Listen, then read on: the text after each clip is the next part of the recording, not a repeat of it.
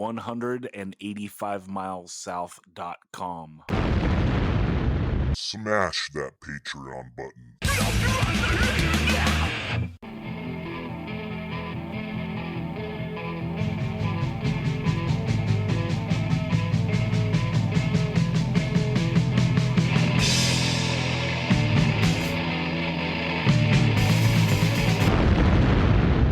185 Miles South, a hardcore punk rock podcast.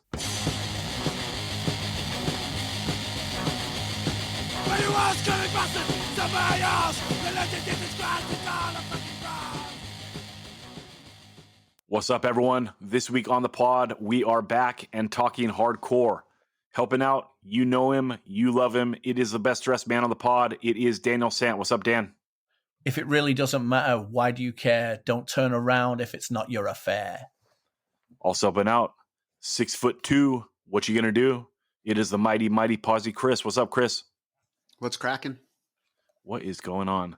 Dude, hardcore rules. Last Friday, well, 2 Fridays ago, I guess, but last Friday when we were recording this, saw Violencia and Planet on a Chain at the Tower Bar. So sick. Small ass little room, packed to the brim. Both bands killed it. Showed up late like a poser, so that's all I saw. But goddamn. And then this past week I went up to see all the bands play in Ojai. So Madball, Vendetta, Vomakara, Torina, Dead Heat. Goddamn. It was so sick. It's insane being back, seeing Ojai Women's Center, and it was a packed to the brim show. Great vibes. All the bands killed it. So ill seeing Madball play like a place that was like so special to us. And yeah, just wanted to mention that out the gate. Also, I didn't want to have this be a segment, but I did tell you guys before we did this pod, I wanted to do a little thing where we just like do a declarative, like we're going to make a statement, something that we think. And then also we're going to make a hardcore confession. So, yeah. So here's my example.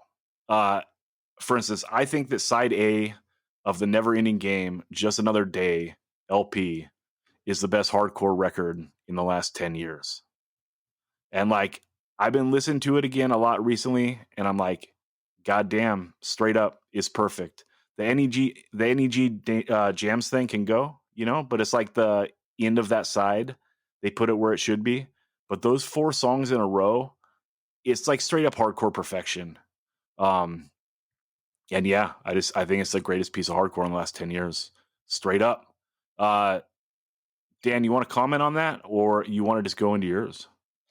I don't want to lose any G jams. You love it. Yeah, it's good. I think it's fine, but it doesn't it's not adding to what makes it so great. It's just kind of gives you a little palate cleanser before you flip the record. That's true. Yeah. It's a little bit on the back end.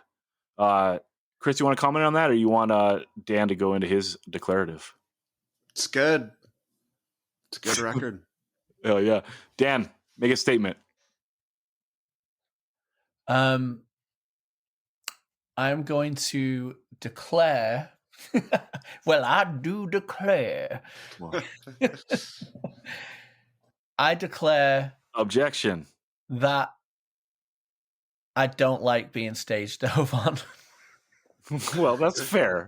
Is that a confession or a declaration? Actually, yeah, I suppose that I'm doing 2 confessions this time. I just recently have gone up front again at a show, and I just caught a stage dive really hard into the side of my head, and I'm just like, I can't do this anymore. I really can't. It's fair. You've paid your dues of many years of catching fools, right? Yeah. So I got my bell rung, and I was like, I literally want to fight someone now for doing something that I encourage nonstop. Like, what the fuck? For sure. For sure. So that's my weak ass confession. Well, that's your statement. So we're going to do this round. Chris, do you have a statement? I'm going to speak on that statement actually, because you think it sucks for you. Try being 6'2" and being like an inch taller than everyone. Why hit weren't you you. in front of me to catch this buffalo? I know, dude. At For the Children, someone dove on my head during Terror, and it just like it was like one of those moments that like, yeah, my spine was just like, we're not cool right now. Yeah. I had to like step outside and get some fresh air, um, but yeah, I love to stage dive still. So You're good at it. next time I see you, Dan, I'm coming at you. Yeah, but That's you're right. good at it because you do the hands down flip around, which is good. This was just straight flying squirrel knee to my brain. All right, what are we doing here? Confession or declaration first? No, do a declaration, Chris. All right, I do declare. I'm gonna declare. I'm gonna build off like what Zach said about just NEG being like the best in a while, and um, when I so this goes back a few years, but like when Gloss first was a band, they kind of came up in Olympia around the same time as another band who had like a not too similar a name, but it was another one syllable name, and I kind of got them both mixed up. And I heard the other band, and they were just fine. You know, they were good, not great. And I always got these two bands confused, so I always assumed that was Gloss. And then I went back and kind of revisited Gloss at one point, and I was like, holy shit, this demo is awesome. Like, Yeah. I don't know, the confusion, and then finding out that that wasn't this band. And I was like, this might be the best demo I've ever heard come out of Northwest Hardcore since I've been like going to shows, at least, you know? And I don't think that's changed. There's been a lot of killer demos since then, but like I will say, since I've been going to shows in the Northwest, there hasn't been a better demo to come out of the Northwest than that Gloss demo. And, you know, I think that's a pretty high bar because there's been a lot of killer demos that I could say are, you know, top tier. But I'm gonna say that one stood the test of time, and yeah, it's fantastic. So good. I think that's a great declaration. Dan, what do you think? Excellent. I mean, Gloss is amazing. Maybe demo from 2000 till now, it might be, you know? Dan's upping the declaration. Let's go on to confessions. Dan, go first. All right. Do you want me to go first? Yes, please. Okay. My confession is that I have never, ever really given Poison Idea a fair shake and really given it a proper trial to listen to. So, as me confessing that and being, you know, putting myself in the crosshairs of poserdom, I'm going to till the end of the year give them some good listening. But it never grabbed me out the gate, and I just have always not for a play on words glossed over it all the time. It gets talked about on all of our like decade Super 7s and stuff, and I've just always been like, eh. So I'm making a commitment that I'm gonna really check it out with some actual open ears. Dan having a Poison Idea December like everyone should. I mean, the ultimate Christmas music, really. That's You know what right. I mean? You know, Jolly Saint Nick. it's a great band to do a dive on because it's so good chronologically. You know, like they're a band where it is really fun to like take that ride all the way through the catalog. So yeah, maybe we'll have to do a little segment of Dan's reports from the old school Portland shit, you know? And an extra confession is, back in the day, I used to think they were from Boston and not Portland. Oh, okay. Now we are going into poser territory. I, as a Northwest kid through and through, Dan's confession both pains me and excites me for him to take that journey. Well, you know, also Northwest related, my confession is I am still aghast that Chris chose that demo over the Gone But Not Forgotten Seattle Crew demo from 2009. God damn. So that's some props for Gloss, huh? That's a good demo. That is a good demo. No, my real confession though, I was thinking about this the other day. Dude, I've never listened to a single song off Jane Doe. So that's all I got. Well, maybe you'll have to give us a report back. I listened to like the 2 records from the 90s, and I saw them after that when Forever Comes Crashing to the showcase, and they were great, and it was insane. And I get that they're like the best of their craft, like they're the best of that stuff, like the manic metalcore with all like the panic chords and shit, and extremely talented, the best of what they do. But it's just like the music that I don't enjoy, and unless Jane Doe isn't too different than those first, not the Halo in a Haystack, but the Petition in the Empty Sky and When Forever Comes Crashing. It's not that different than those, is it, Dan? It actually is. It's a lot more. Well, the title track Jane Doe is definitely worth a listen. I don't, you know me. It's way not up my alley either. But there's a song on the Agoraphobic Nosebleed split called Devastator or The Great Devastator. That song is so good.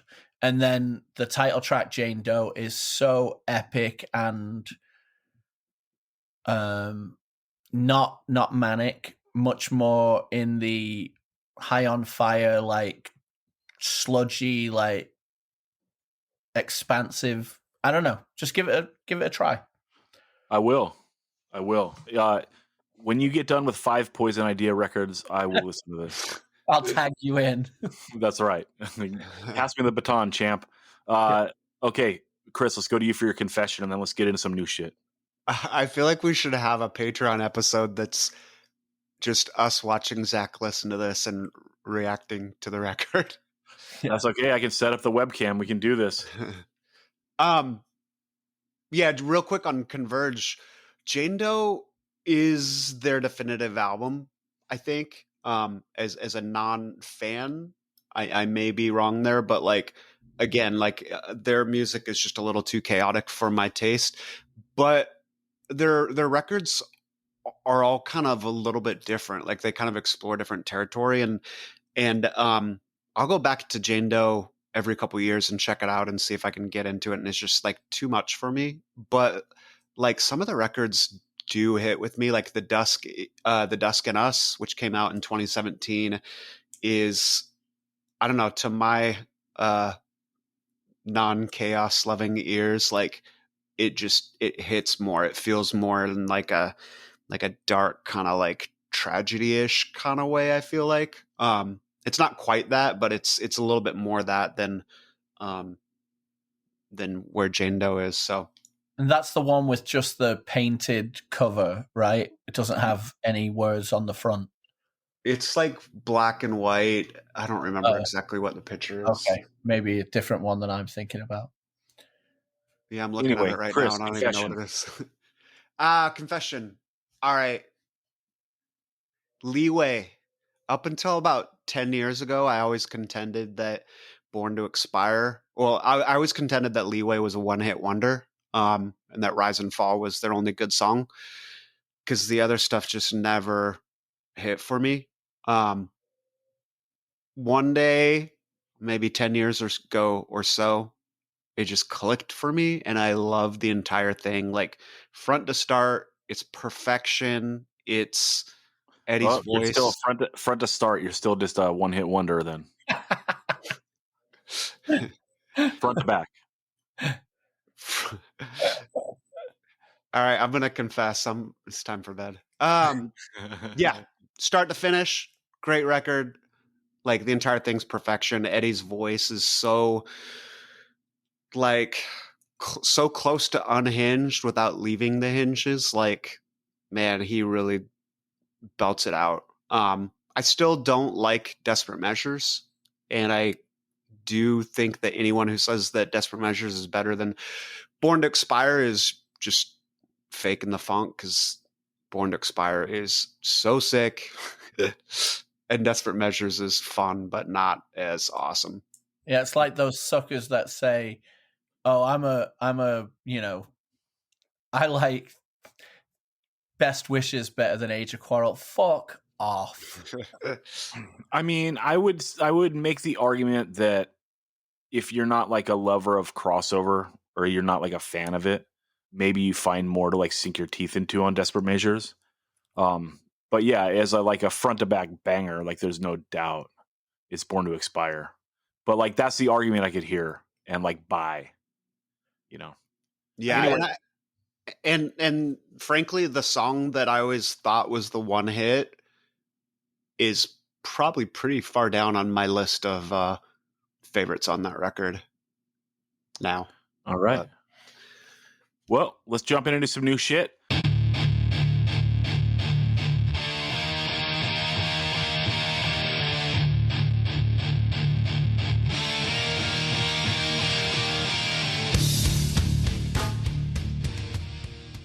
I wanted to, first of all, shout out the band Meantime, Chris.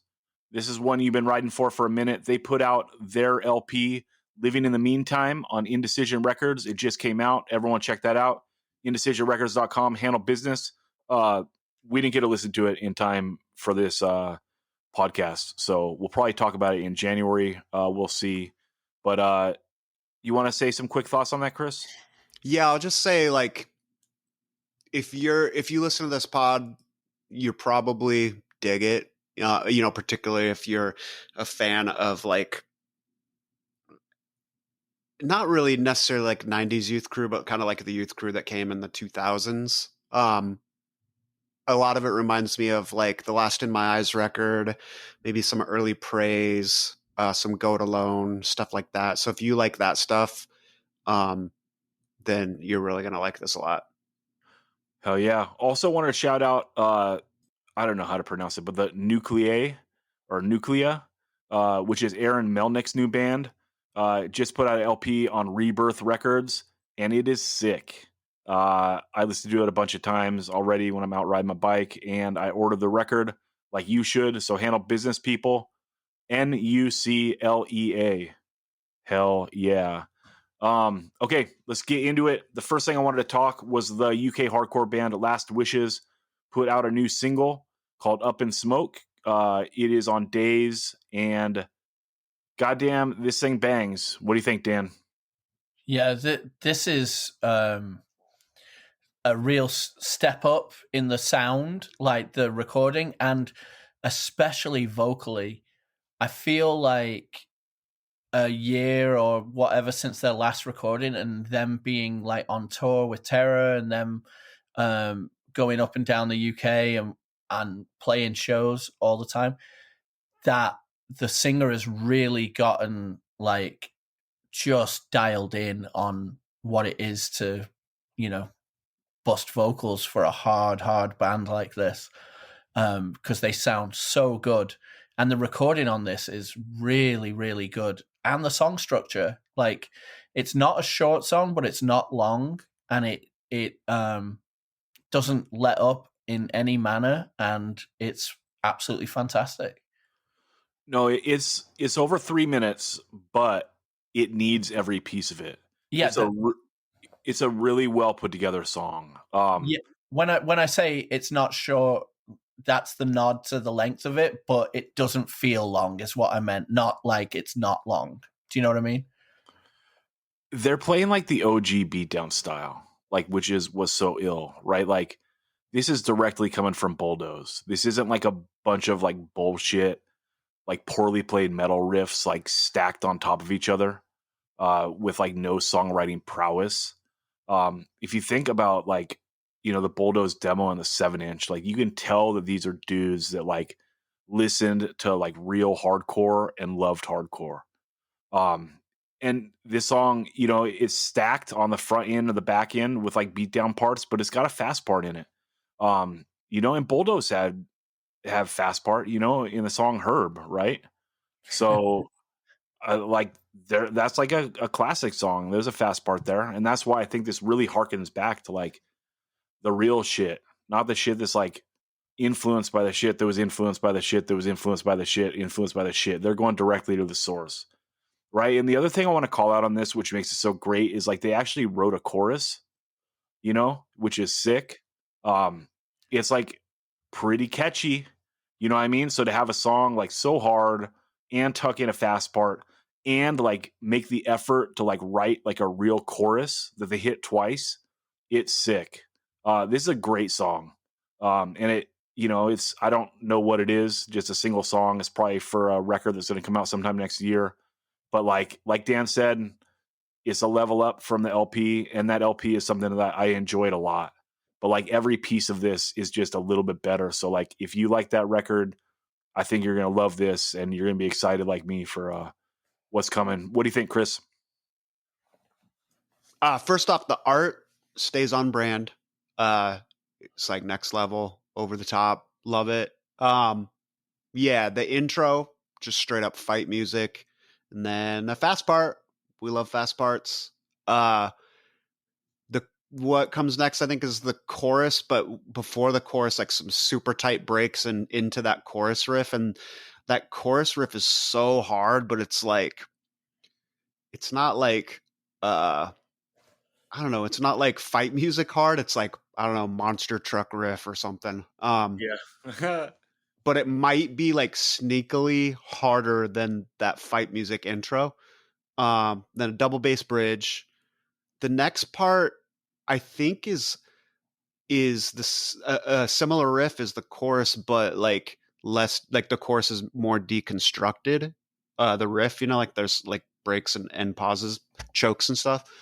Then back into the normal chorus with the more deconstructed, and then into the breakdown. Killer song, total fight your friends music.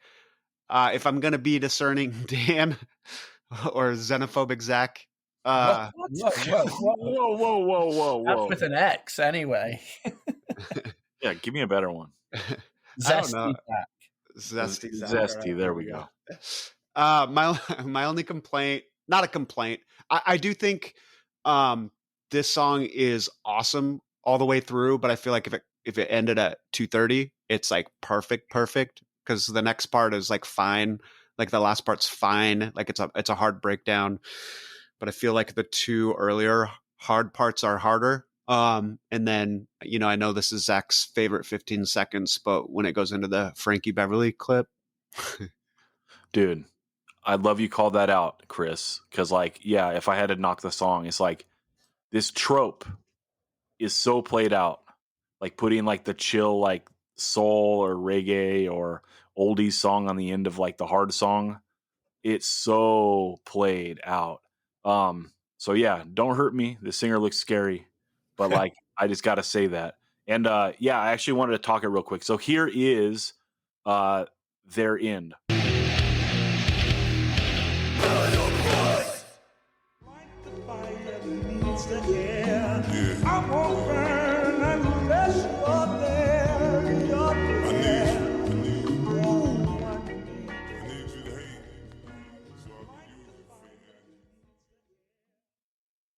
All right, pretty sick, right? But the song is called Up in Smoke, right? So like, let's do this right. Here's my suggested end. So if you guys re-record this for the LP, here's where I think you should go. Up in smoke, that's where my money goes. In my lungs. So see, there's an option. And now if you wanted to go more back catalog, you think that's a little too on the nose, pulling the theme song off Up in Smoke, we can go to this banger. Here we go.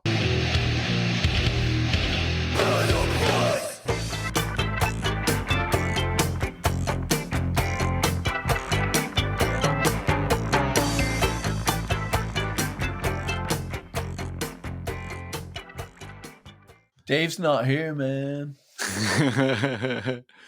Yeah, dude. Lost due to incompetence. That's another way to take it, So that's my take. But yeah, otherwise, banging song. Stoked for whatever comes next. Yeah, right. But you know what I can't wait for is for Smokey Robinson to put out his next LP and just have 12 different beatdown samples at the end of each of his songs. There you go. That is something that can happen. So shout out Smokey Robinson. Handle business. Okay, let's go on to The band Street Justice put out a digital EP called Still X'd in 23. They're a hardcore band out of Toronto. Dan, this thing hit you like a ton of bricks. What do you think? I fucking love this. I've loved the thing that we talked about earlier in the year, the No Kings, No Cages, but this is a level up, and this is fast, aggressive, and straight edge as fuck. It is so good. You know, Chris sent it along going, Dan, you're going to be psyched on this. Still Xing. You know, I'm like, sign me up already. But then it actually surpassed what I, was expecting. Like the first song, like Street Justice, straight fucking edge. Like it's so bouncy and hard and shredded vocals, so good. And then the next song, that's Still Xing, and the part where it goes from the chorus into the break with I'm still straight edge, and then into the break, it's so sick. Yeah, and the third song is a Casey Jones cover, which was a early 2000s Floridian band. Never like a big one for me. So this song is fine. It's really good, but I like their two originals even more. But the song sounds good, and it is, it's extremely straight edge also. This whole 3-song blast is very, very edge in I'm not even going to say an over the top manner, in just like an amazing amount of straight edge pride, and I really dig it because it is matched by enthusiasm and delivery and really good hardcore. So I really fucking love this. This is an absolutely great digi EP. What's your take, Chris? Yeah, Canada has a bunch of killer bands right now, and I've talked this before, but it's just a shame that the country that we live in is so stupid about making Canadian bands get like work visas to cross the border, because it just makes it like so expensive and ridiculous, and impossible for Canadian bands to come to the US. But I digress. Yeah, this is a really cool band. Toronto, I believe, or at least Ontario. Members, at least the singer, was in a band called Cold Shoulder, who we played with at Scoped Exposure Fest, and they were really sick too. I don't know if this is a new band or the same band with a new name, but they were super sick. Met the singer at that fest. Super, super nice guy. Really cool live. They did... Street Justice did another EP earlier this year that was also really good, and similar formula, like 2 songs and a cover. They did a Good Riddance cover, whereas this record was like the theme for this one was straight edge in your face. That one was maybe a little bit more animal rights in your face. But yeah, they're both super good. Influences, I hear, like, certainly, especially with that Casey Jones cover, there's some early or some like mid-aughts influence, but a little bit more on like the metallic side, maybe like a Cast Aside or something like that. But not like not metalcore, but like a little bit more metallic, like real hardcore, Casey Jones, obviously. And then, but I also hear some like mid-teens influence too, like bands like Incendiary, maybe like a little bit of Backtrack or Cruel Hand. Yeah, super good. Recording's awesome. I mean, the line that Dan was talking about actually leads with "Nothing lasts forever, but I'm still straight edge," which is even sicker because it's like, yeah, nothing lasts forever except for this one thing. I'm still straight edge, and that's going to last forever, and that's pretty sick. Yeah, the 2 songs are pretty great. They're both right around a minute. The recording's great. There's some great Youth Crew toms. Just everything is so bright and recorded nicely. It's like very energetic. And also like the singer sounds like a psycho, like in the absolute best way on the second song, especially on the verses. Um, yeah, it's killer. I I dig it a lot. And I kind of spot checked the other stuff and it seems killer too. But like I didn't have enough time to get to it. But yeah, these two songs straight up rip. So and I can I- believe these songs plus the EP from earlier in the year is going to be all like compiled together with, I think, maybe some new songs to be out on an LP coming up soon ish. So these two songs are great, but the cover is terrible. Not like them playing it, but just bad song selection. I don't know. It's like some of the hardcore music I hate the most. Like it sounds like No Effects with breakdowns.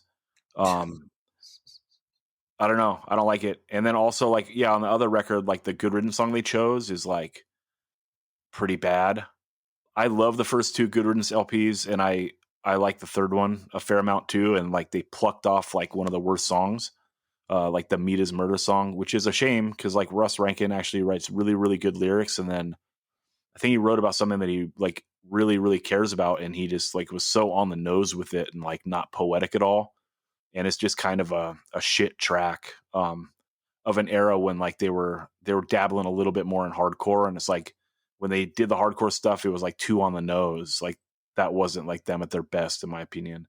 So Street Justice, killer ass band. Like all their originals seem sick, but terrible taste in cover songs. So step your cover game up. That's all I gotta say. Big Okay, Control cover on the next record. no. So that's a yeah. Whatever. I'm not gonna say whatever the fuck ever. Okay. Let's go on and talk. The band Cold Kiss. They put out a promo 2023 Digi EP. It's a hardcore band out of Albany, New York. Chris, what do you think about these two songs? Yeah, I really liked it. I hadn't actually heard it before you sent it over. It's heavy, no warning. But not a no warning clone. Like the vocal stylings and like the way he does like the wow at the end of syllables is like super bend. But they're a little bit more shredded, like maybe a little bit more like mid-aughts Madball, maybe a little bit Cold as Life tip. And then the riffs, there's certainly like a lot of, No Warning or Madball riffage, but there's some, they dip into some of the more modern beat down stuff too, which is, like more chokes on the palm mutes, a little bit of space in between the mutes. So it's really cool. Really good, really hard, sounds awesome. Cool band. They're from Buffalo. Is that right? Albany, sorry. Albany style. Yeah, I came across this and it's two songs. Both songs are right around 2 minutes. They're bouncing between like a bounce tempo and a mid tempo. Some good riffing, some bob your head moments, and like Chris said, it's very No Warning. Also, like Chris said, like very mid-Sarah Madball, somewhere in between those two. And yeah, it's just like it's two songs, and it came across my plate, and it was like, damn, both songs are pretty good. The recording's solid, and I just straight up like it. There's like nothing really more to say than that. I just think it's a good demo or promo or whatever it is. That's it. Dan, what do you think?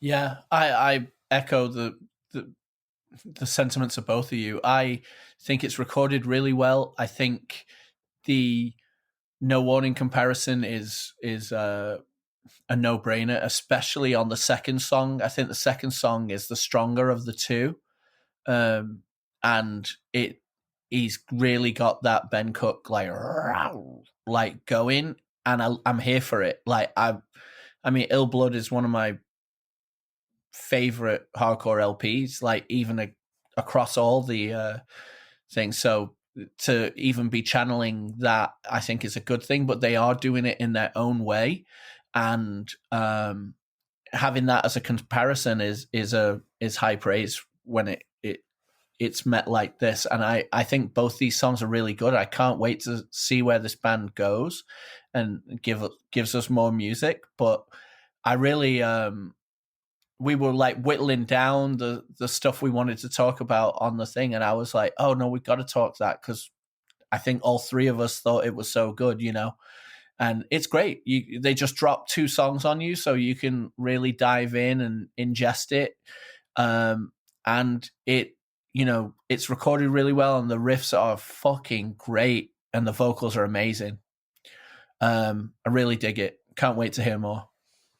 All right, hell yeah. So a San Diego hardcore band, Hereditary, just put out an EP called Can't Stop It. It came out on Forever Indian Records in mid-November. Dan and I sat down with them to have a little short interview, and so let's go into that. What's up, everyone? We got Hereditary from San Diego. We got Nate and Jacob. What's up, dudes? Yo, how's it going? What's going on? What up, what up? So, you just put out a new EP. It's called Can't Stop It. It came out on Forever Indian Records. There are cassettes available. Go handle business, people. Check it out on the streaming and all that. You're a relatively young band. What was the mission statement when you started Hereditary? Yeah, dude. This is Nate speaking, by the way. I had just gotten out of playing in a band called Pessimista, and my brother had just started going to shows, and I had seen him, just moshing and stuff. And I was like, I think it's your time to be a front man, or at least be part of a band in some sense. And kind of just how it started. I had a few songs written and had them recorded on my Mac. And I was like, yo, come in the closet, come do some vocals, and that's how the demo came out. Yeah, this is a big step up in the recording. Where did you go, and how do you feel about the jump in quality? Oh, for sure. So we recorded this new EP with Alex Jacobelli at Sun 6 Studios. What's it called? Then we got it mastered by Brad Boatwright at Audio Siege. Definitely a huge step up in terms of, just recording at home, doing everything with DI. And it was a great experience, too. We got to sit in with Alex, and he knows a whole lot more than I do about recording everything. So it was cool to sit back and watch the process rather than just be on my computer trying to figure everything out on my own, For sure. Dan, jump in. All right. Well, I love hearing that you saw that he was a mosher and needed to be a front person, because I love the fact that the real heroes are the ones that just go off for other bands and then finally, can get their due as well. So that rules. I really like the vocal styling on this release. I feel it has like lots of charisma, so respect there. What are the things that you've tried to sing about and bring up in the lyrics?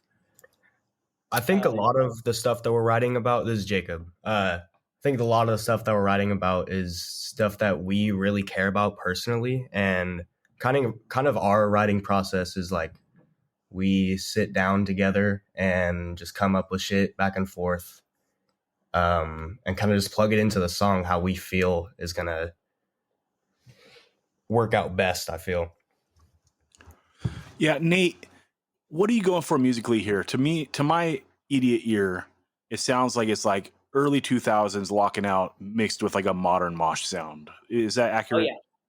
Oh yeah. No, a lot of New York hardcore. I was listening to a lot of just in high school, Regulate was a big one. My cousin put me on to, and that's relatively newer, but that sound was huge in my intro to hardcore, So a lot of that time we were just trying to capture, obviously, a lot of Madball, a lot of that style. Yeah, that Regulate song On Sight is like one of my all-time favorite songs. That entire EP. Yeah. The way they settle into the groove is like very similar to like the Hereditary EP. So respect. Dan, jump in. You've got a couple of cool features on this with, Brandon from Big Boy and AH. Yeah. What brought you to selecting those dudes to come in and get in on this? So with my first ever show was a Take Offense show. It was 2016 at Lion's Den in Lemon Grove, California. And that one, Take Offense is huge with like a lot of my cousins and my cousins' friends. And that's who was bringing me to shows early on.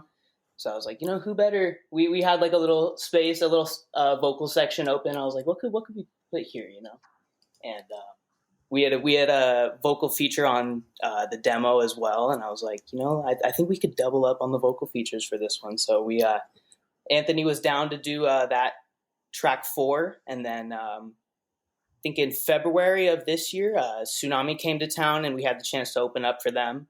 And Big Boy came up to our merch table after, and they were super stoked on us. And they were like, yo, you guys got to come to the Bay and stuff. So I've been in contact with Brandon ever since, and he's such a super cool dude. So, yeah, he was super down to do it as well.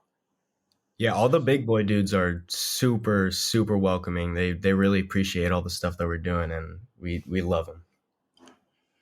Getting into hardcore like in 2016-ish, it's already like deep into the streaming era. So there's like no real need to be influenced by anything regional or to like really claim anything regional. So how do you balance that? Like for younger hardcore kids, is there any sort of like, do you feel like you have an obligation to like rep for San Diego or to like pull local influences at all? Like, how do you balance that? Musically, I think it was just always just wanting to do whatever I felt was like, I guess, the most hard or whatever. But I always wanted to rep for San Diego. I've grown up here my whole life. Obviously, it's cool to rep where I'm from. But as far as that goes, just the local shows and stuff. A lot of videos, like Hate 56 and 197 Media. That was a lot of my entryway, like kind of just even learning how to mosh, just like looking at people in videos, like how can I figure out how to do that in my 4 walls in my bedroom, But, yeah. Dan, what do you think? I mean, these are the questions that Zach and I are always like asking because, we're old and speak for yourself, buddy. I'm on the good side of 40. I just love getting the exposure and like the honest like takes from core people that are getting into it in this, realm where, we're coming to terms with trying to access all this technology. But, it's the same. It's essentially the same thing because we were pulling up old VHS tapes and watching like Rat Bones march at Madball and then, not necessarily trying to emulate that because who can? But, same kind of thing. It's just fun to hear it like this many years on. But I do think it is essential that you rep San Diego. Absolutely. Yeah. So what's going on? What should we expect from Hereditary in the year 2024? Playing some shows. We're gonna try to get on the road here soon. Still figuring that out, but definitely Northern California. Hopefully elsewhere.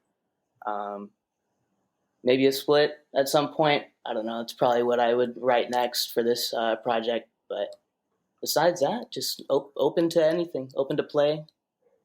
All that. What kind of physical releases are going to be coming out? So everything so far has just come out through my own DIY label. I just do cassettes through that. But we're definitely been shopping around the EP trying to figure out if we can get some wax pressed for this new one. That'd be sick. Hell yeah. Well, dudes, appreciate it. This EP is sick, and I hope everyone checks it out. Everyone, there's a playlist for every episode, so 185milesouth.com. Click that playlist link at the top of the page, and you can check out the music we talk about on every episode. It's Hereditary. The EP is called Can't Stop It. It's on Forever Indian Records. Get that tape if you haven't yet, and check them out. Everyone, that's what's up. Thanks, dudes. Much love. Appreciate Thank you. it a lot. Thank you.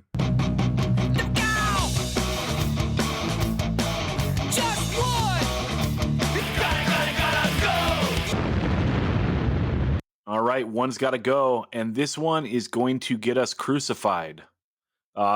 we are going to do One's Gotta Go on not the first 4, but the first 5 Discharge 7 inches. So don't get at us, people. We're going to talk these. These are 5 classic records. Everyone knows. I've always fucked with like the 212 inches like the most, and never really dove deep into these singles. Although I had a CD at some point that had them all on in the 2000s. But doing this like dive on this shit has been super sick. The last week or so, just listening to these over and over has been pretty ill, dude. Like there's not much else that I'd rather like listen to on repeat than this stuff. So hell yeah. Overall thoughts, Dan. What's up? This is like those proverbial, oh my god, it's like killing one of my kids. It's not quite that bad, but they really stand up. Every one of these records stands up as could be, a straight up classic, or is a straight up classic. So to put them all up against each other is really tough. So for me, the first 2 I can't go against because they're just so the synthesis of what the transition of Discharge is to an extent. Like starts out very just straight up punk and then becomes more of what you would know as Discharge. The way they come out the gate is not like fully Discharge sounding, to start. Like what would be known as the Discharge sound is honed a little bit more, but I love that first 7-inch so much. I don't know, dude, because the Realities of War, the first song on the first 7-inch is like a pretty sick D beat song. Like, I agree they like find their way more into the pocket, but like out the gate, first song, first record, it's there. Yeah, but it sounds like the Discharge sound light, if you know what I mean. It like is hearkening to other punk that's around at the time a little bit at the same time. I don't know how to actively like put my finger on what I'm trying to say. It just sounds a bit more 1980 punk than it sounding like Discharge to me. Yeah, that's fair. I think that like the first time that they land in like the full on pocket where they have like that Discharge sound is on Tomorrow Belongs to Us off the second 7-inch Decontrol. Yeah. Like they're so in the pocket like when they play that song. And Realities of War and It's No TV Sketch, both from that record, like they're both D beat and solid, but like that Tomorrow Belongs to Us is just like they are so in the pocket with that sound. It sounds so beefy and gnarly. And so I get what you're saying. Like, I would toss in like Realities of War with like those 2 other songs and not like the Tomorrow Belongs to Us. Yeah. And so then Decontrol, like they're fully kind of honed it, but then you get to Fight Back, and the sound of that 7-inch is the one thing that could maybe make this be the one that is let go, because the sound quality of this recording is a bit different and a bit more fuzzy and trebly, and is the it stands out from the 5 because of how tinny it is to an extent, but it's so fucking good and it is so Discharged, and it sounds like just chainsaws and growling. It's like it's wild. So then you get to Never Again. Let me jump in on Fight Back because that's pretty insane.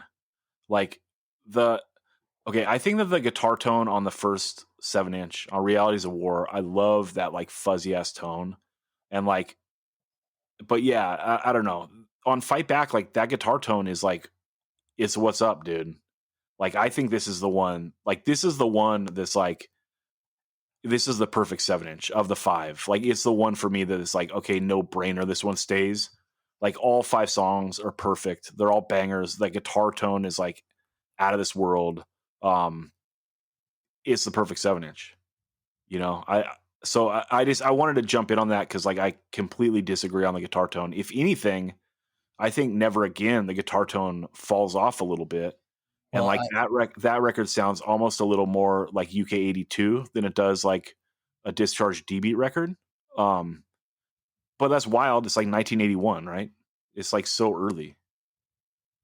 Well, I was getting to like, so for me the sound of Fight Back, it just sounds so raw, but it also doesn't. That's the appeal. Like the Fight Back, it sounds so crazy and so raw that it is the ultimate of what this is. But when you get to Never Again, now Never Again is going to be the one that I'm losing because the songs Never Again and Two Monstrous Nuclear Stockpiles, I think, are just weaker than almost everything else. And I fucking absolutely love Death Dealers. I think that song is one of the greatest Discharge songs. But the songs that are either side of it on this release, I could lose because I cannot lose State Violence. You know, we talk about mid-tempo banger sent from the gods. There it is. So I can't lose that 7-inch. So I'm losing Never Again. I think that I'm going to end up with you, which is wild. I didn't think that we would agree on any of these. Like I can't lose the first one just because like that fuzzy guitar tone is so perfect. And the cover. Like, it's what I love. And yes, it's the best cover, right? Like how sick is it that like the OG D beat band like has a white background cover, you know? Yeah, with the like, I mean, I've got friends that, you know, they talk about decked punks. Like shout out to my friend Gabe. They talk about when someone gets their leather jacket and are they going to do Discharge studs pattern, DSP, like they're going to arrange the studs in the perfect Discharge Realities of War 7-inch studs pattern. It's so sick. I can't lose it. And I think Fight Back is like the best of the 5. State Violence, State Control, like Dan, you said, that title track is just like the banger to end all bangers. You know, it's up there with Protest to Survive. And yeah, I can't lose it. So like it comes down to Decontrol and Never Again. And yeah, so let me jump into those. Like Decontrol, mid-tempo banger, and then Cal's voice on the end. They're just so manic, like he's losing it, you know. And then I mentioned like that Tomorrow Belongs to Us is like the first time that I think like they're so in the pocket and like they found like this sound and like are owning it.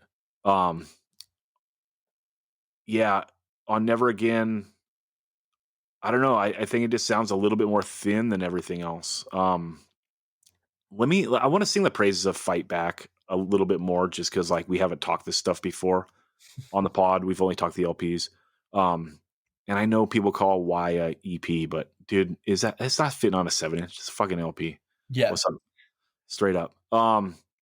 Dude, Fight Back is so perfect. Like, cause it's 1980, right? And you have like just the lyrics, like they seem so basic, right? Like, you know, if a band started singing it right now, you'd be like, the fuck? But it's like, fight the system, fight back. Like it's so OG, like singing that shit in 1980, you know, and smash the fucking system. Like so sick. Like the little like guitar hooks they got and you take part in creating the system. So sick. And then the other thing, like talking about Protest to Survive, talking about state violence, state control, the mid-tempo banger of Religion Instigates, good God, man. It's like right there. And then like that line when it's like, a stray boy his innocent child, nothing's gained, nothing's solved. So sick. It's like the epitome of the vibe of like all this shit. So good. It's like painting like that bleak picture. And yeah, this 7-inch is like straight up perfect. It's like you know, it's a 10 out of 10 7-inch, right? It's like a 9 out of 10 or a 10 out of 10. Like it's out of this world. So I just want to sing the praises of that. Coming down between Decontrol and Never Again. I'm gonna lose Never Again, although it hurts because Never Again and Death Dealers are bangers. But yeah, maybe a little more in that UK 82 sound than like that signature Discharge sound. So, but playing it really well. I don't know. What do you think, Chris? Realities of War, like even before you listen to any of the songs, the artwork is so iconic and special. Like even if the songs were total garbage, you couldn't lose this, right? And then the songs are like total classics. But I find it interesting that a band this early, 1980, would even have that art. You know, like that people would wear jackets like that early into punk, and you know, take that picture and have it be so iconic is, I don't know, it's interesting to think about. So yeah, I'm not losing that. Decontrol, also not losing it. I mean, Tomorrow Belongs to Us, Decontrol, are two faves. Fight Back, I agree with Dan that the recording is just really tiny. Or maybe the mastering or the mix down, it sounds like, when, especially when you listen to the other records, like, or the other two before it, even though, you know, they're early 80s hardcore punk, and it sounds, you know, by today's standards a little bit on the raw end. This one just feels a little bit more like scaled back, like the guitars are a little bit buried. Like, yes, I agree, they do sound raw, but they're just like the guitars and drums just feel way too in the back for me. Sorry, I shouldn't say way too in the back, but I understand what Dan's saying by saying like this recording doesn't really stand up to the other two. But like every song on this is a ripper. And I mean, Religion Instigates, what a hard song. So I'm not losing this. And then when you get to Never Again, the recording's actually even more tiny. Like, you know, like when I would listen to this on a run, and like I would get to this record and it would be so quiet I have to turn my headphones up, right? Like even compared to the you know, to the previous three records. But again, everything Dan said about Death Dealers, I mean, what an absolute classic. State Violence, State Control sounds awesome. You know, like you can really tell like it sounds bigger than the previous two records, and than all of them really. And I really like both of these songs, State Violence, State Control, Doomsday, both absolute punk anthems. I'm going to make it unanimous and say Never Again. Again, the Death Dealers is a fan freaking tastic song. Never Again, Too Monstrous, Nuclear Stockpiles also, you know, put them in anybody else's discography. They're going to be among the tops, but just compared to some of the other songs, and you know, when you factor in the recording, I feel like it's not easy because, again, you're getting rid of an absolute classic song, but I'm going Never Again. It's wild, like, to speak on this just like a tiny bit more, like, you know, why it comes out, and this is like the 7-inch that follows it.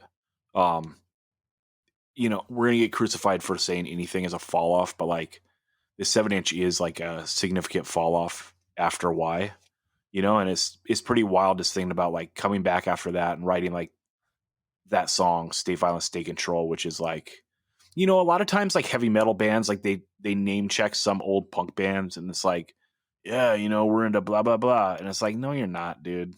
Like, you know what I mean? Like, there's none of that in your music, you know. But like this song really does seem like, you know, legit heavy metal bands could like name check it. Like it's a well crafted song and sounds big and huge, and is crazy thing. Like this is what goes into like the next LP, you know. Anyway, final thoughts, Dan?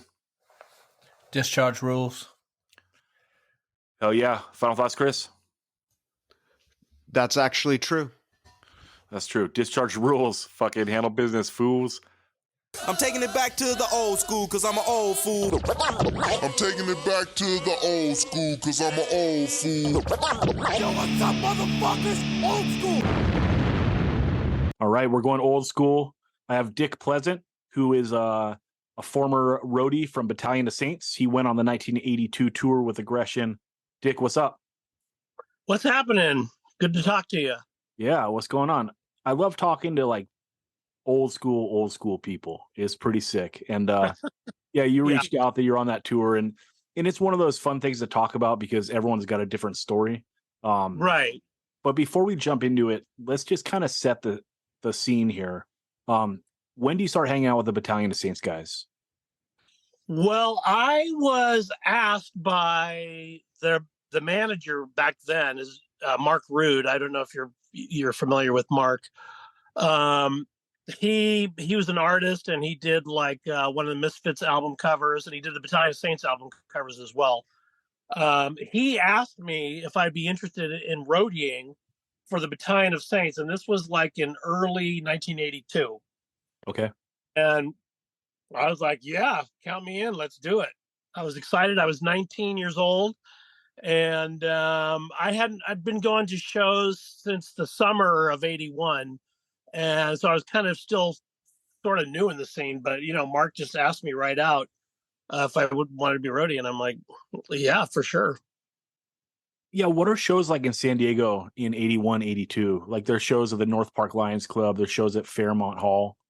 Yeah. The Lions Club, Fairmont Hall, Wabash. A little later was Adams Avenue. Those were probably the main venues in like 1982. They were pretty exciting and wild and just great shows.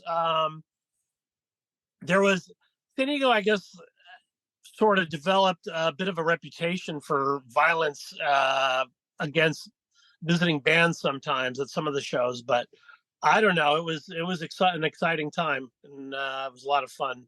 Can you give an example of that? Yeah. TSOL came and played Fairmont Hall, and they had some of their entourage with them, and I guess the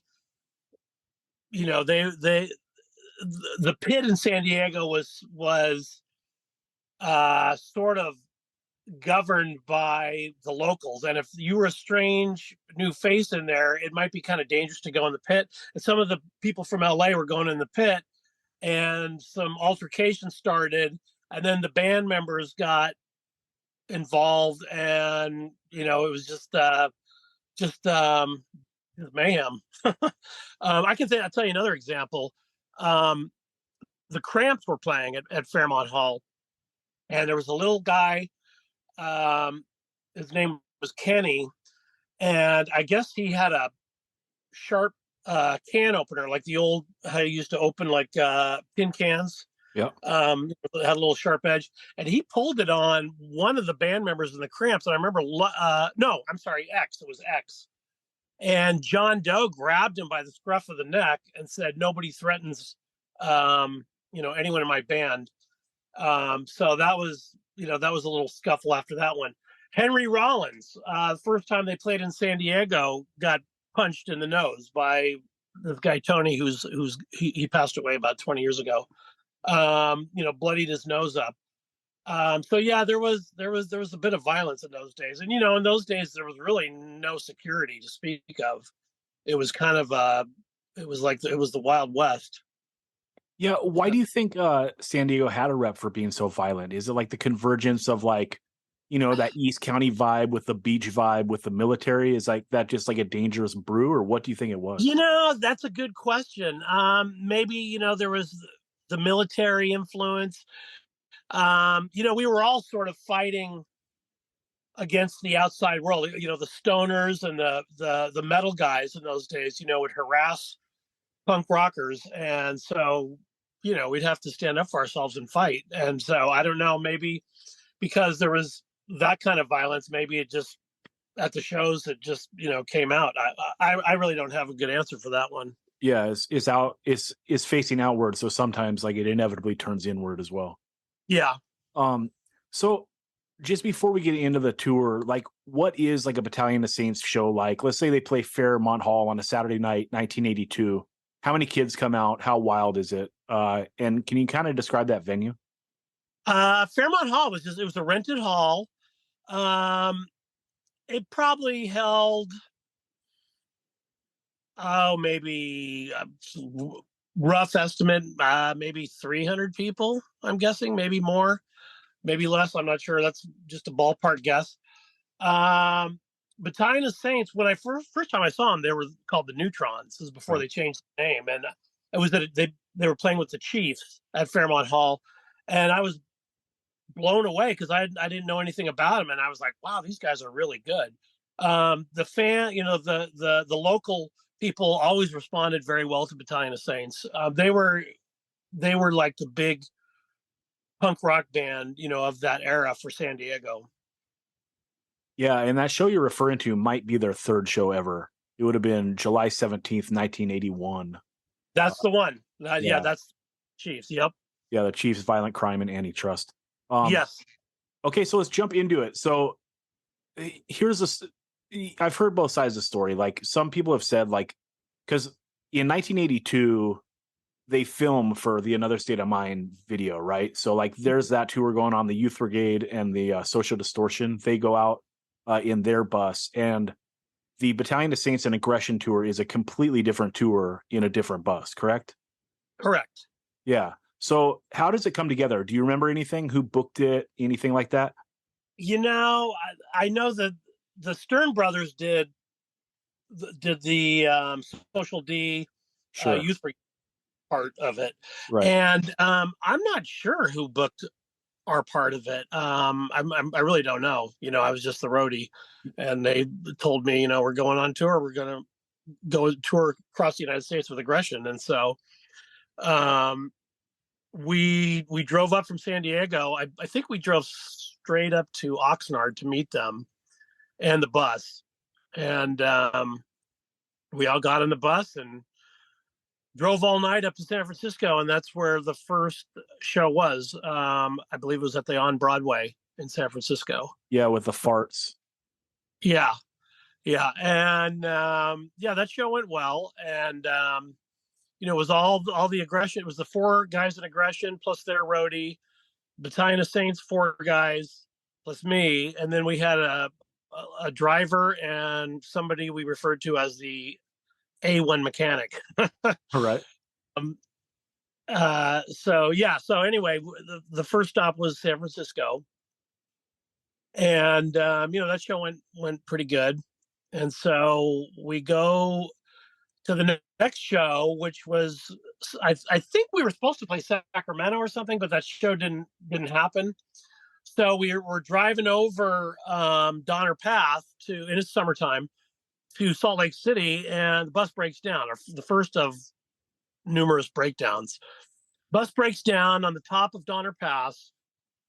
We had, I think it was a broken rocker arm or something in the engine. So I was chosen to hitchhike down to Reno and get the part, and somehow get back to the bus. And nobody wanted to pick me up because I had a shaven head and I looked kind of crazy, but eventually somebody did pick me up, and I went and got the part, brought it back, fixed the bus on our way to Salt Lake City.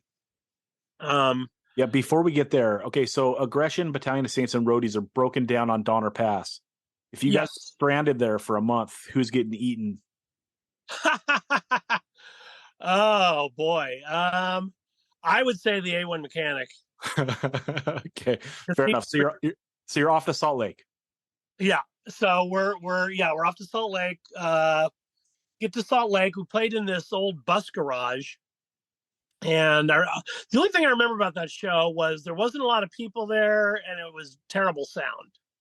To say it was very a lot of reverb, echo, and so the sound was terrible. Okay. So they finished playing.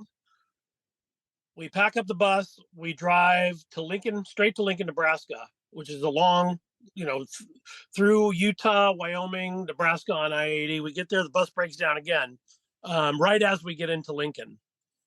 And so we all of us punk rockers had to jump out of the bus and push the bus down the street. I think there was a similar scene in the movie, Another State of Mind, where they're doing the same thing. I think it was in Washington, D.C. or something. Yeah, they're going into D.C. Yeah. Yeah. Well, we were doing the same thing. And, in Lincoln, Nebraska in 1982, there wasn't a lot of people that were familiar with punk rock people. So, we were a sight to behold. It was in the daytime, so everybody could see us. Yeah.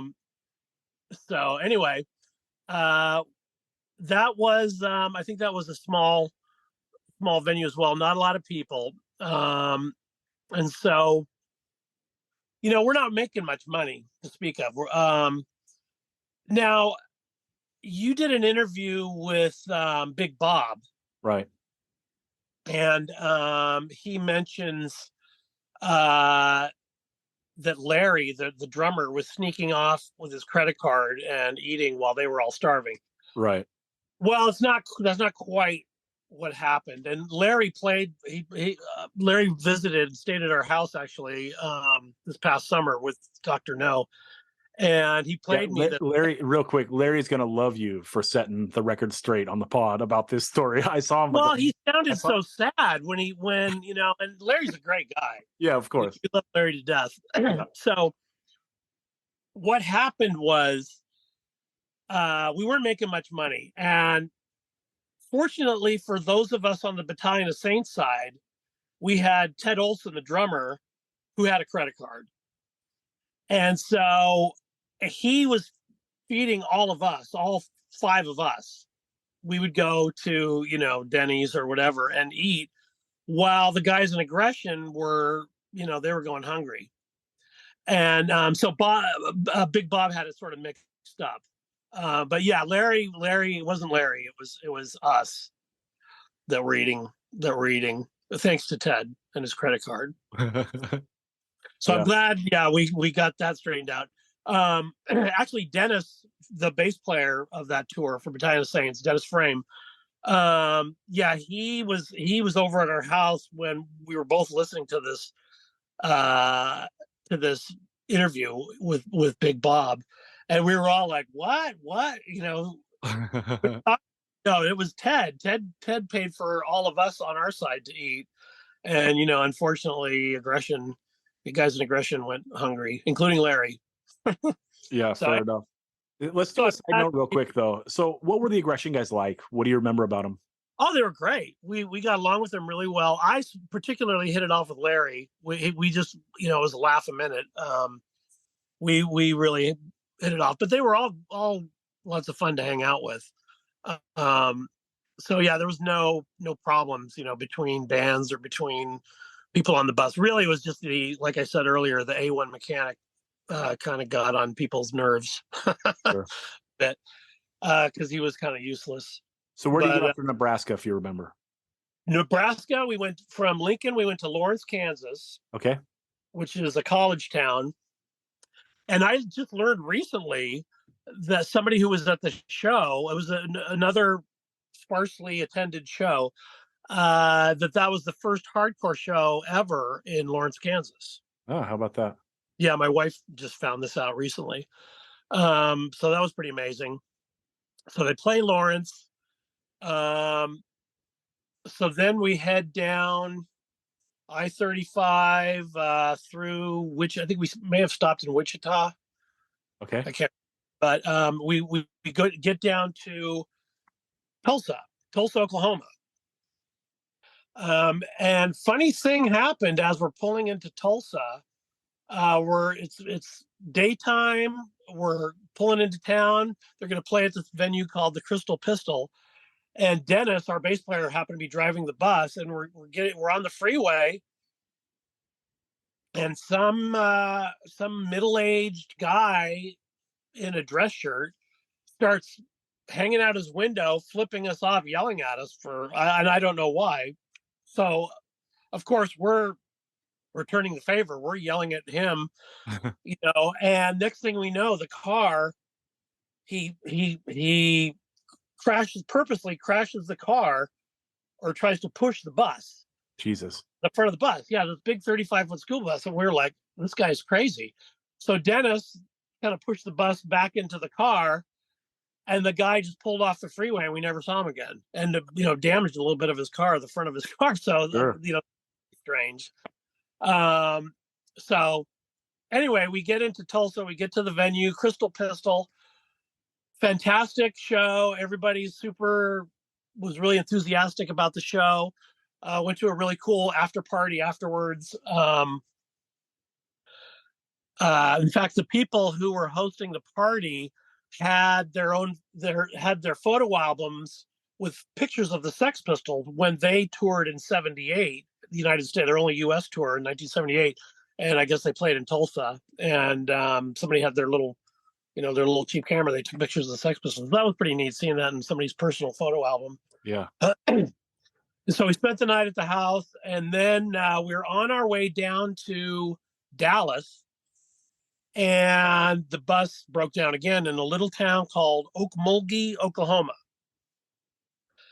And that was where we really had to end the tour, because we ended up stuck there and we couldn't get the bus fixed for a while. And so I don't remember how long we were there. It was several days. Just kind of camped out behind a gas station in our bus. And so we ended the tour. I think we may have got the bus running. I can't remember. Several days later, but we had no money. We were already getting behind on the schedule, so we just said, okay, we'll just call it quits. That'll be the tour right there. And so we all ended up taking a Continental Trailways bus. I think we somehow made it to New Mexico with the school bus, and then it died for good. Yeah. And so we got on Continental Trailways bus back to San Diego. And I think Aggression, I can't remember if Aggression was on the bus with us or not, but they were going to Oxnard and we were going to San Diego. And that's pretty much what I remember for the tour. That was just to specify, that's like taking like a Greyhound, right? Yeah, I think a Greyhound. Yeah, a Greyhound. Yeah. I do remember stopping in Needles, California on the bus.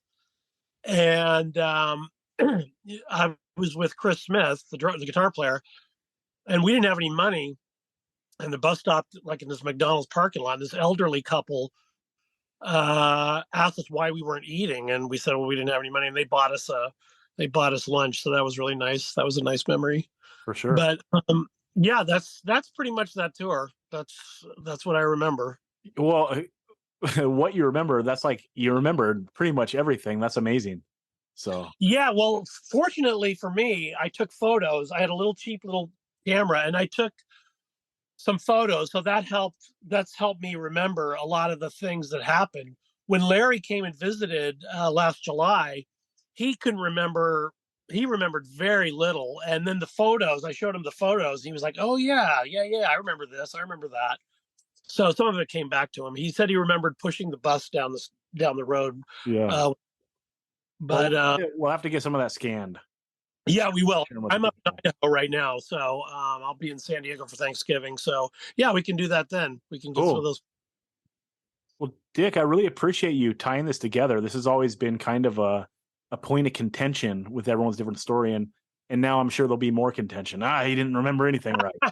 Yeah, people will go, that's not what happened, but yeah, that's my recollection. And and I know people remember things differently, but that's what I remember. So yeah, well, I appreciate your time.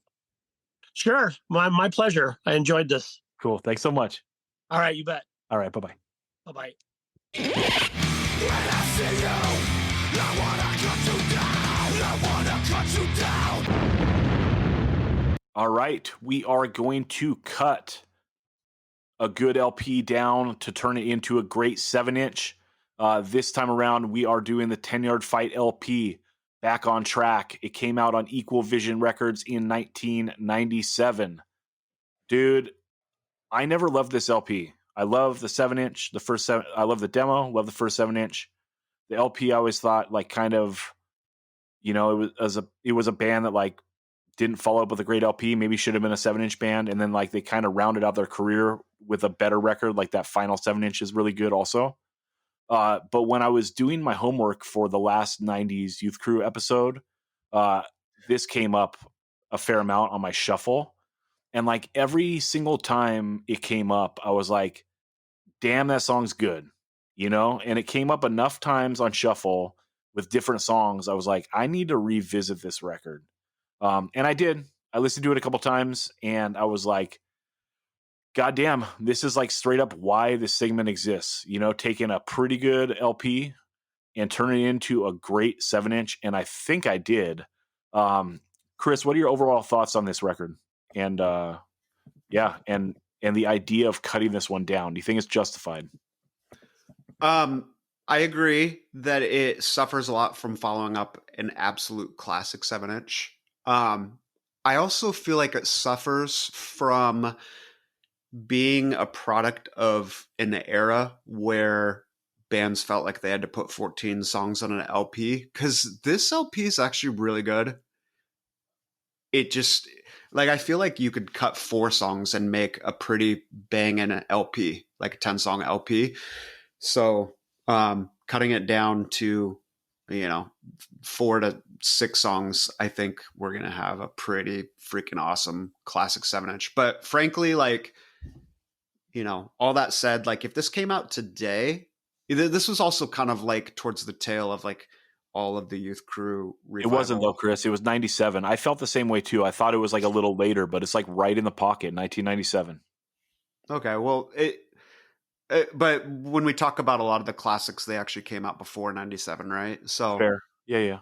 I don't know. I do feel like it was towards the tail, and at least there was a lot of stuff that came out in 96 that this wasn't a style that was like any more like absolutely barren wasteland, There were enough bands doing it competently and with enough character to make them good and enjoyable. If this record came out now with the dearth of or the absence of like just straight edge hardcore Youth Crew bands, like it might be one of my favorite records of the year. So I don't know. That's the context, I guess. Dan, what's your take on that? The record overall, and do you think that this is a good candidate to cutting down to a great 7-inch? Yeah,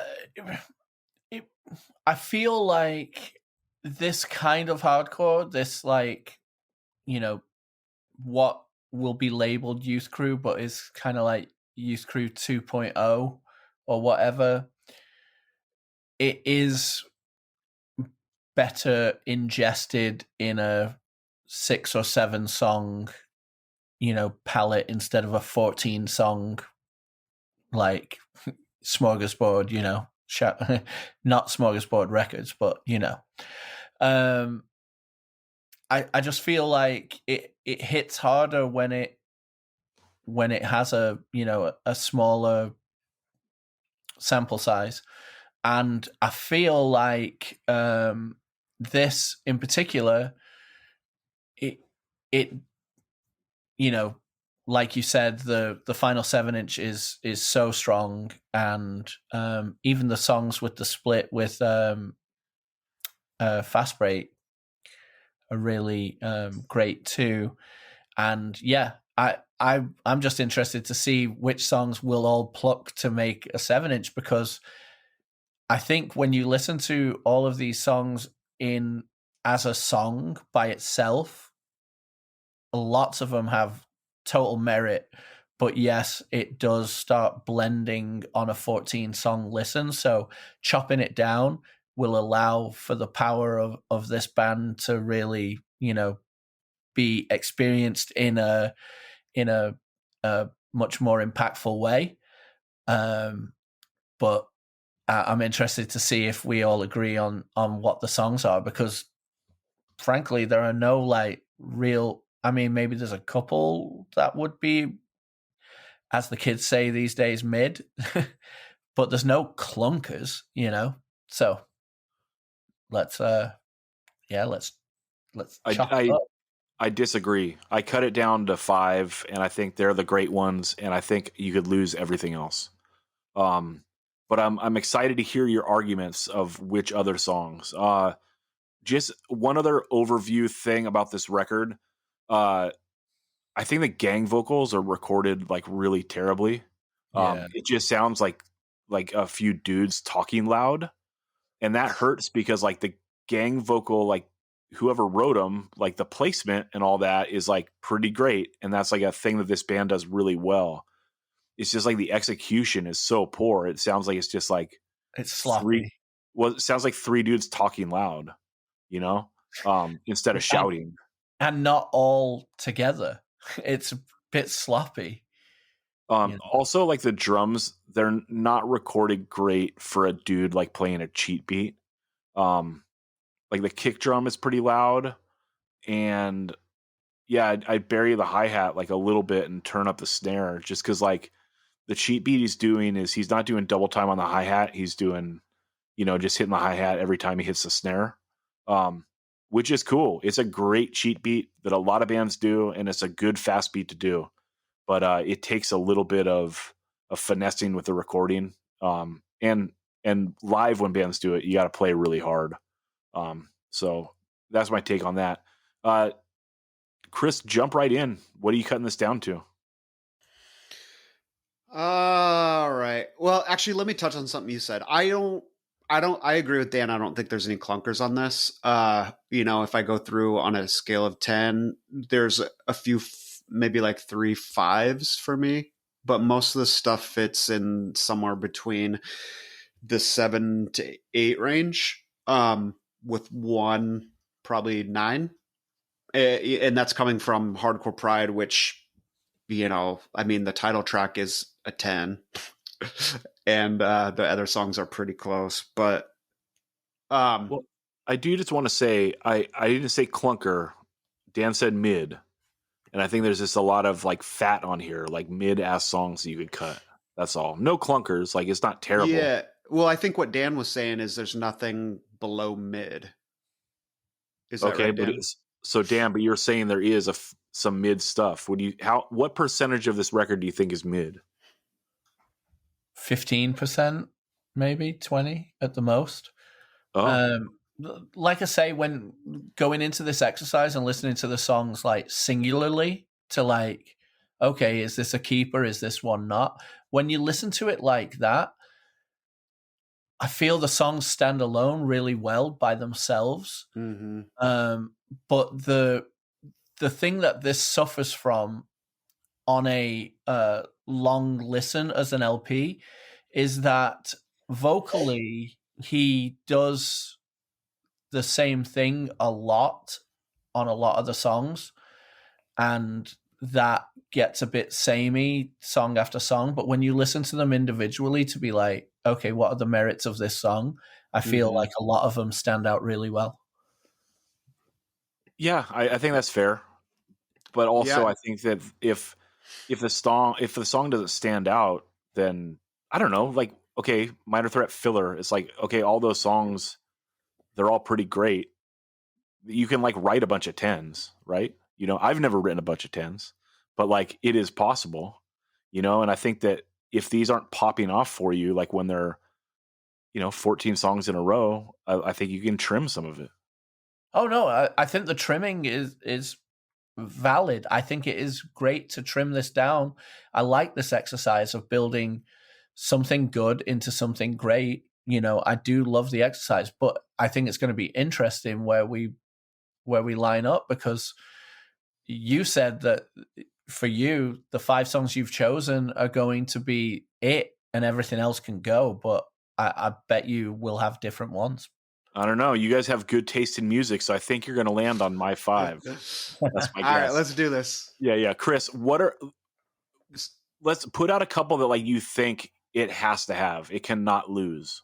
Yeah, so one thing I want to add too on this band and this record, like we talk on this podcast a lot about vocal hooks. This record is packed with vocal hooks. Like even the songs that are kind of mid, like every song will have like at least one part where you're like, oh damn, that sing along is so sick, Yep. And if I'm sorry, You're right, and that's why this like does stand out, right? Like this is like a Totally. thing that's like missing so badly in hardcore right now is vocal hooks and Mhm. choruses and vocal hooks. So like that's why Yeah. this sounds like fresh right now.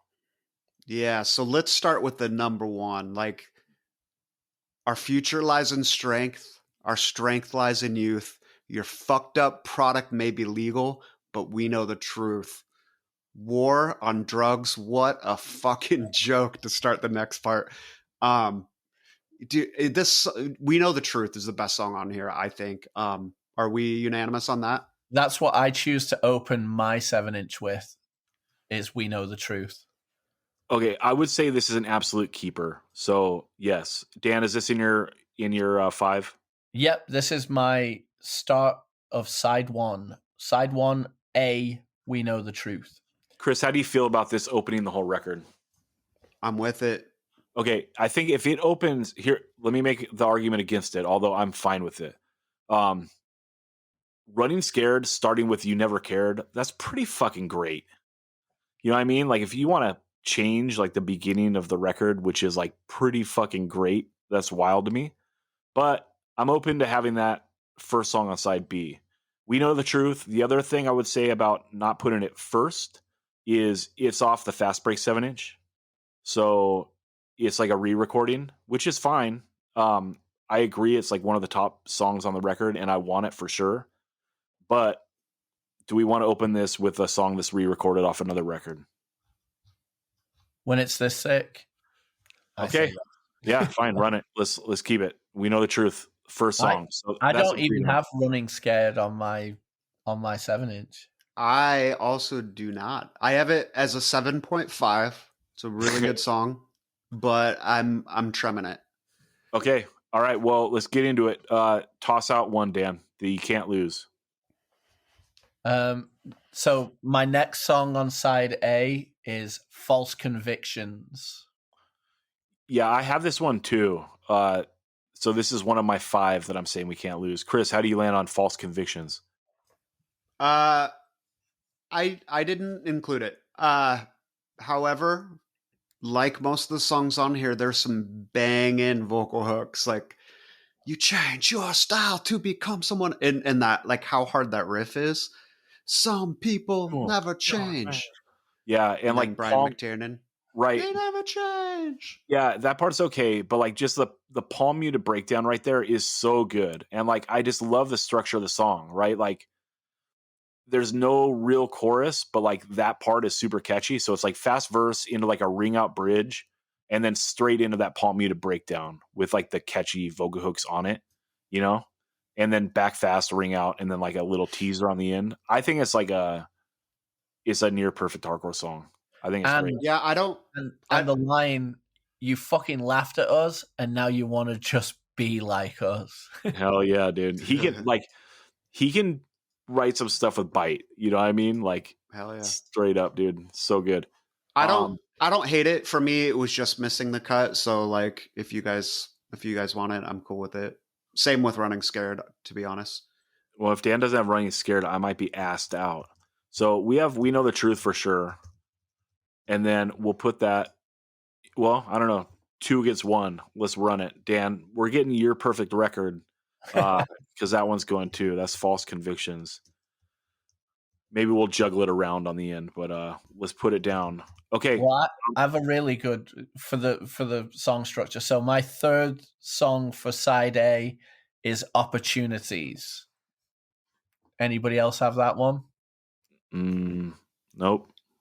Negative. Okay. See, what I love about this is it's different from the other songs. It has a harder mosh and like a way more musical mosh on it than the rest. The rest of the like breaks and stuff are all very vocal driven and very youth crew. You know, this one has more of a, I don't know, for lack of a better term, a little bit of an NYHC version, or maybe like a We're Not in This Alone type musical mosh to it. I think the mosh is more like outspoken-y. It's like Yeah, early that's 90s new age. good call. You know, like that kind, like the slides from between the chords, which Yeah. they do on We Know the Truth. These are the two songs where they have like that kind of breakdown.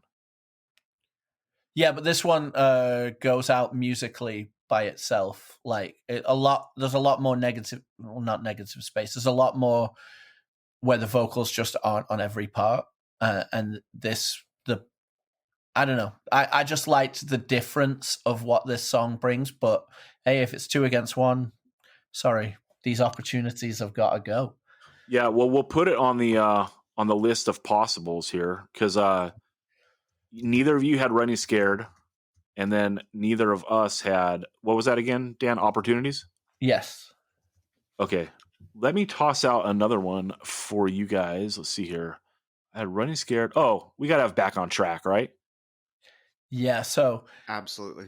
I have side 2 being starting out with Back It Up, and side 2, song 2 being Back on Track. And then this side of the record could be called the backside. Okay. We're in agreement on Back on Track, right? Absolutely. Yes. Okay, we got to keep it on there. It's a 53-second blazer, and it's super catchy. No breakdown. It's just the blazer track. All bands that play this style need to have one. You know, it's like being a punk band, you know, a fast punk band, and not having a mid-tempo banger. It's like if you're what's that? I was going to say, but despite being a blazer, like there's sing-alongs, which is awesome. No, for sure. But I'm just saying, like a sub 1 minute song with no breakdown. Yeah, love it. So, but okay. typically a sub 1 minute song with no breakdowns, it's hard to have a sing-along, and this has it, and that just makes it even better. Yeah. Well, also, what about that Rancor song, right? Like the friendship, me and you, friendship. It's like another one, like kind of like that, right? Super sub-minute blazer, good riff, and like catchy, like sing-along part. And we love a scene being referenced, you know, like hardcore singing about itself. We love that kind of thing where it's like, you know, we're getting the scene back on track. Okay, I got one more that I think is good, and it's in the same vein. I don't think either of you are going to have it, but I'm going to make the argument that I think it's my least favorite one on the whole LP. Well, let me say, before you jump in on me, You Taught Them, 20-second song blazer, and I love this song so much because the riff is so fucking basic, and it just goes by itself. And it, like, when I listened to it the first time, I was like, damn, this is like one of the most basic ass riffs I've ever heard in my life. And it goes 4 times by itself before the drums come in. Like, there's no like cymbal chokes. There's no like, you know, drum roll to lead up to it or anything. It just goes 4 times.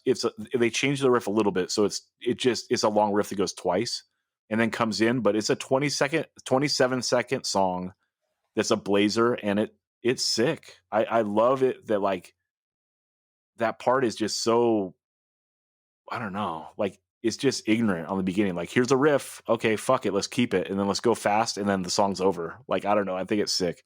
Did this land on either of your lists?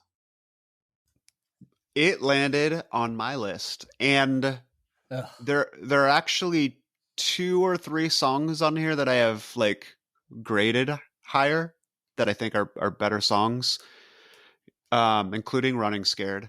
But I like the things that Zach said about it, and I also like how it fits in the formula as like a fast blazer that goes in there. I like the lyrics too. Dude, I think that if you did Back on Track and then You Taught Them, like back to back, like at that point, first of all, it's not that long. They're both pretty catchy. And then you're like fiending for a breakdown. So if you serve it up to them, like third song on a side, it's like the payoff is so big.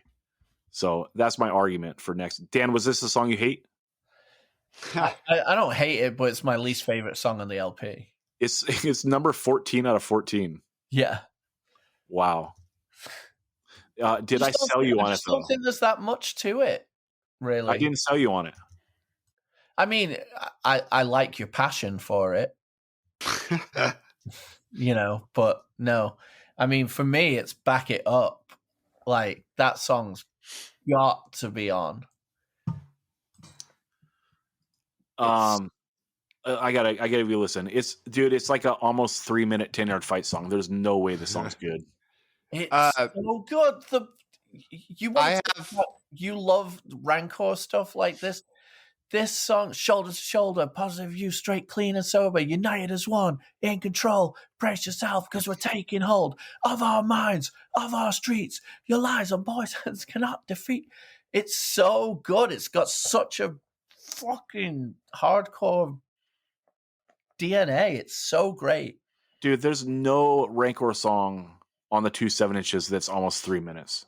Straight up. Okay. Let's hear Chris. Lose the length out of your mind. Go for the ride. I can't. This is not a go for the ride band. It's like grab you by the collar and fucking yell a chorus in your face, hit the breakdown, and let's get out of here. No, but the best part is grab you by the collar, yell a chorus in your face, then grab you by the collar again, yell that chorus in your face again, but then now you're yelling it back in their face, and there's so much yelling going on, and everyone is Xing up and doing dives, not on my head, and just loving life. Okay, Chris, what's your take on this song? And I'm going to listen to it while I go on mute. There's absolutely a lot of yelling going on right now. Coming from Dan. I put the song as well. I do agree with Zach. It's long.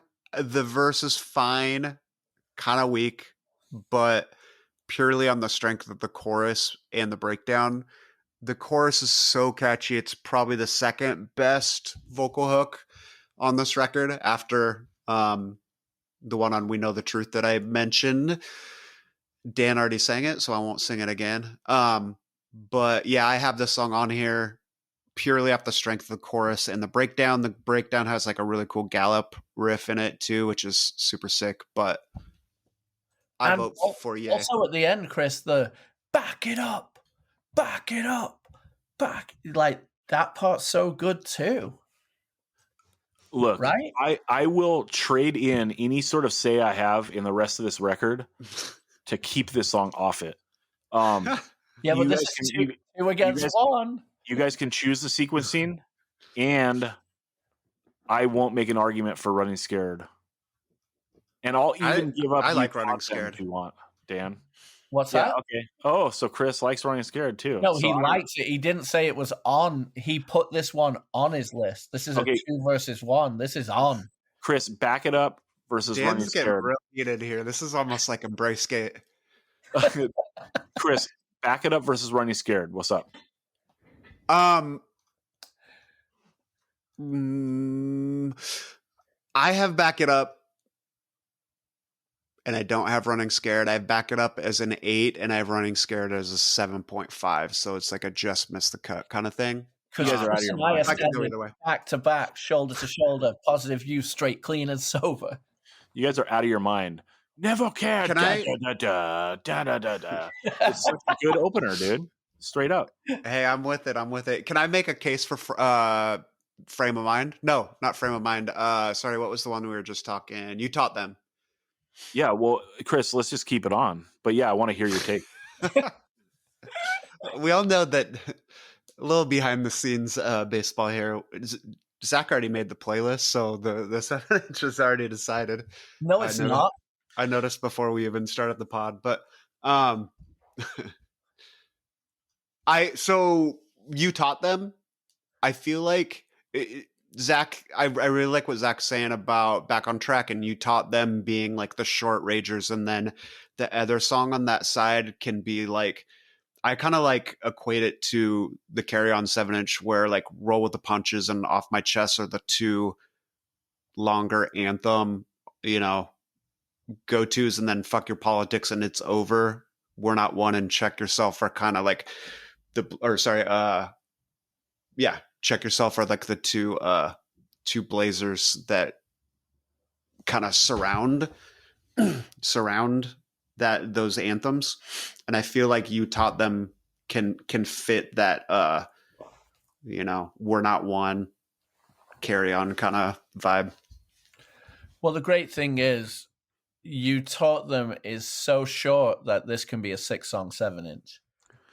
For sure. It can be an extra song on there. For sure. I like that Dan is arguing for the shortness being credence for keeping a song, and then the 3-minute song he's cool with. Hear me out. Hear me out then. If you go side 2, you taught us, and back on track, and then you just, as Zach said, just reaching out for that sing along and that breakdown, and then you get back it up to end it.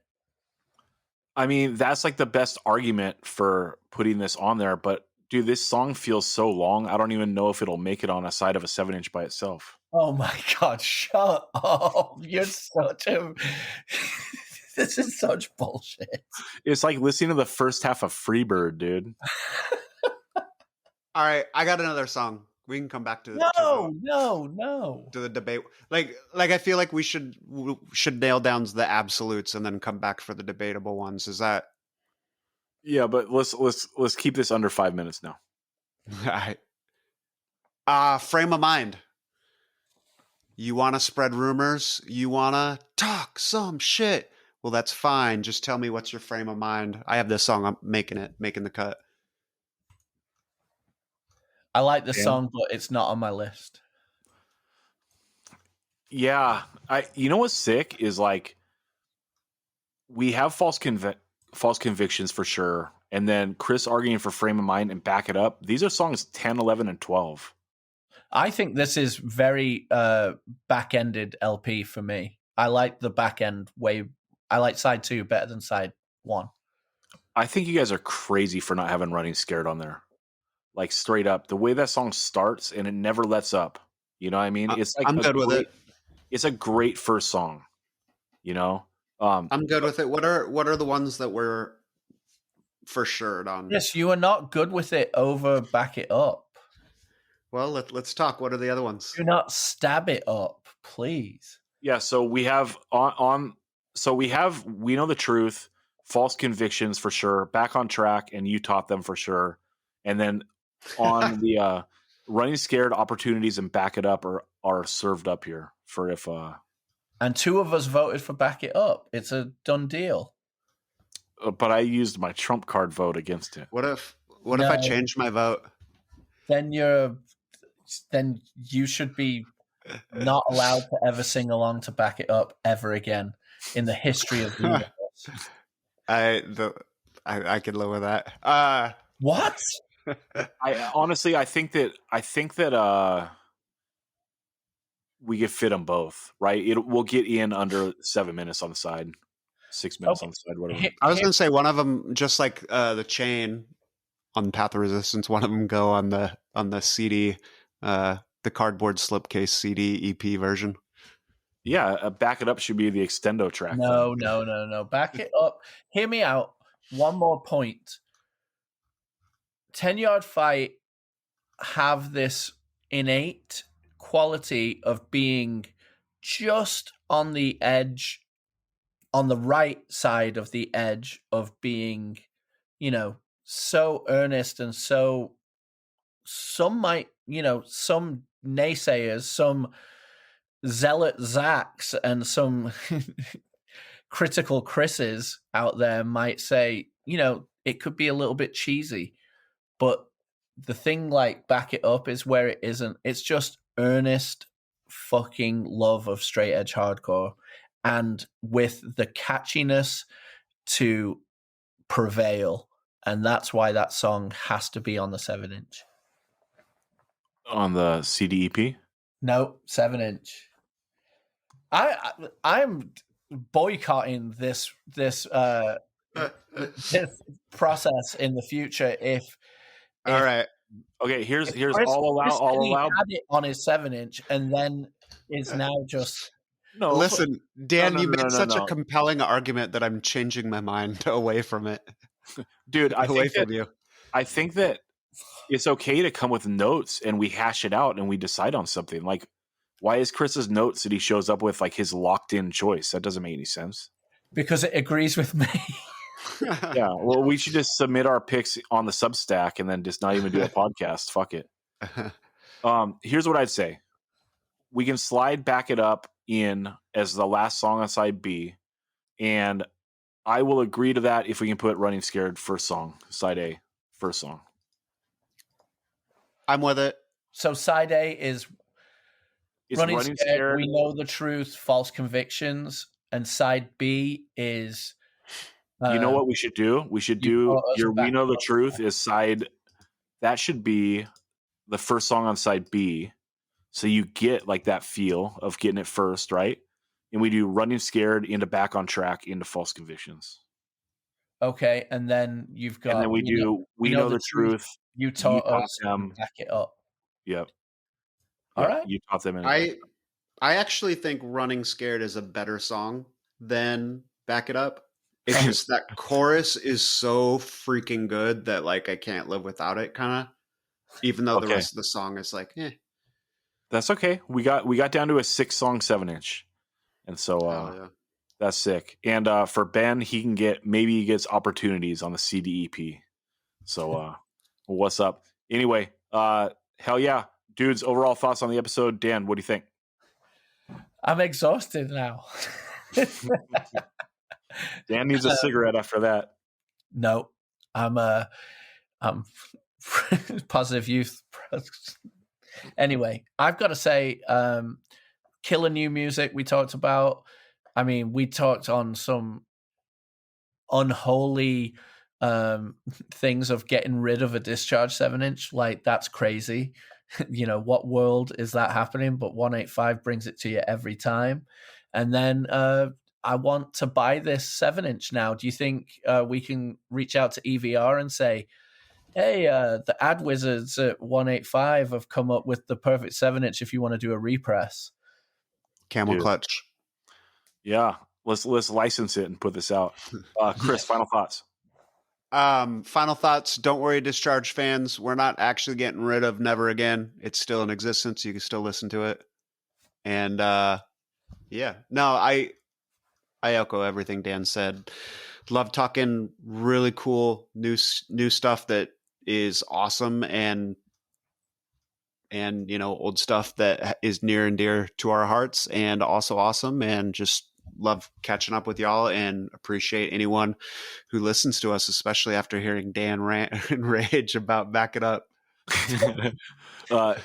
Dan, where can the people find you? They can find me ranting and raging on Instagram at Southport Instagrammer, and they can find me every third Friday at the Whistle Stop in San Diego, DJing Fucking in the Bushes, and they can find me every fourth Friday at the Cat Club in San Francisco, DJing Britpop night called Leisure. Yep, go up to him at the Cat Club and say, "Meow, should have left off Back It Up." Chris, where can the people find you? Chris Williams 51 on Instagram, Twitter, and here. Yeah, everyone, you can find me at Fucking the Bushes every third Friday in San Diego, dancing to my favorite music from DJ Dan Sant, the man. And also, you can find the best way to contact the podcast, 185 Miles South at gmail.com. Also, we're on all the socials, Instagram, Twitter, and Threads. It's 185 Miles South. Get at me at the email. I respond to everyone. The socials get a little weird because they get cluttered up. Yeah, my personal Zach Retaliate. And you know, Retaliate is the best on Instagram. Everyone, we love you all. We'll talk to you again next Monday on Patreon. Never can!